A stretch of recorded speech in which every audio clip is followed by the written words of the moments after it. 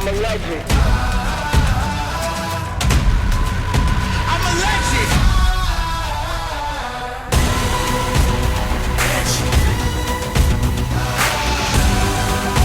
I'm a legend.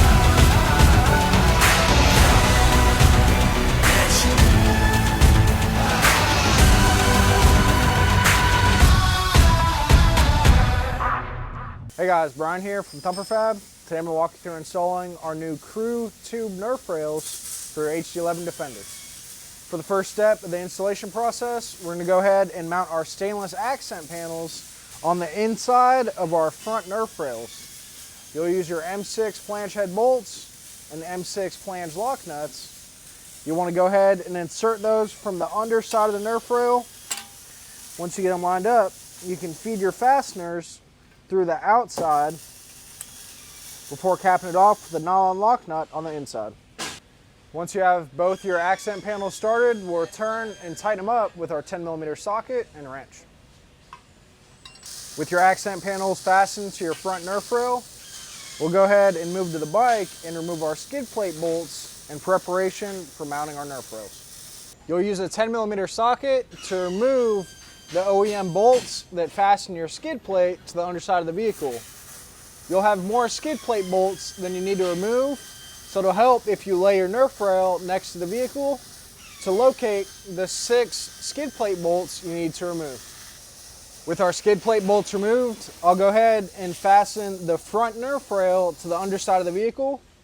We'll use our long M6x30 flange head bolts, and you'll just want to loosely snug them up with a 10mm socket.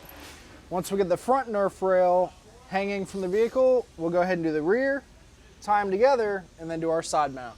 With our front Nerf rail loosely fastened to the vehicle, we can go ahead and fasten our rear Nerf rail to the underside of the vehicle using the same hardware. Just a reminder, you don't want to tighten anything up yet until we tie the 2 Nerf rails together, as well as tying into our side mount hole. For the next step, I'm going to slide our spacer behind this section of the front Nerf rail body before sliding my bolt through the hole. That way you have your bolt holding your spacer up, and you can lift your Nerf rail body up and thread the bolt into the frame. We'll use the M8 hardware that's found in our hardware kit to fasten the front and rear Nerf rail bodies together.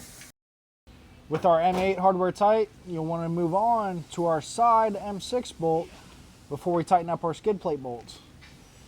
You'll use a 10mm socket or gear wrench and get it all snugged up before returning to tighten up our skid plate mounting bolts. With our side M6 bolt tight, the last thing left to do is tighten our 6 skid plate mounting bolts that go up through the Nerf rail and into the chassis.